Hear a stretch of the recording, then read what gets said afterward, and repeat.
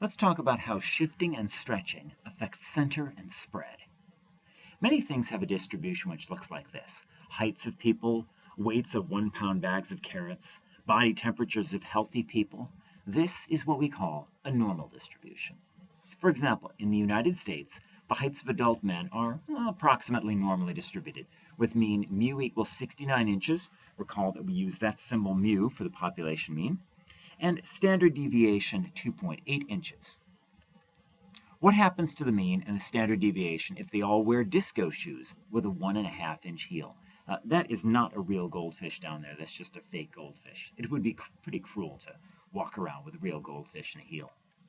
Well, here's a normal curve with population mean 69 and population standard deviation 2.8. If we put 1.5-inch heels on the men, that adds 1.5 inches to each man's height. So it's like shifting the blue curve over by 1.5 inches, because you're adding 1.5 to all those data values. So we obtain the red curve. How does adding 1.5 to all the values affect the measures of center? All of them get increased by 1.5 inches, the mean, the median, the mode, because we've shifted over the curve 1.5 inches. These will also be increased by 1.5 inches, the minimum, the maximum, the first quartile, the third quartile.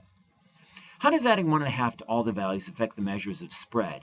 It does not affect spread at all. So these stay the same, the standard deviation, the range, the interquartile range. And that's because spread is a measure of how much variation there is in the data. And look, this variation here is the same as the variation here. If you add 1.5 to all the values, it's not going to have any impact on the spread because the variation is still the same.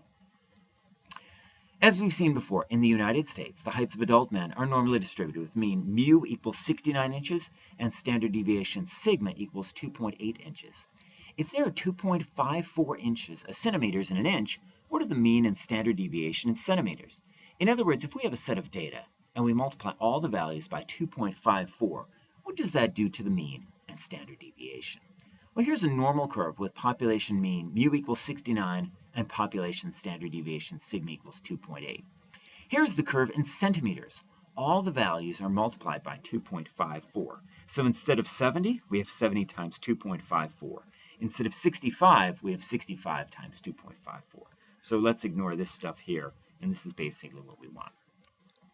How does multiplying all the values by 2.54 affect the measures of center? Well, all of them get multiplied by 2.54, the mean, the median, the mode, because, for example, the mode, this value of 70 is no longer 70.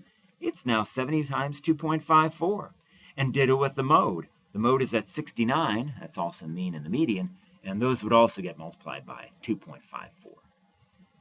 These also get multiplied by 2.54. The minimum, the maximum, the first quartile, the third quartile. So, for example, the new population mean, mu, is no longer 69. It's 2.54 times 69, which is, that would be about 175 centimeters. How does multiplying all the values by 2.54 affect the measures of spread? Well, they all get multiplied by 2.54 as well. The standard deviation, the range, the interquartile range.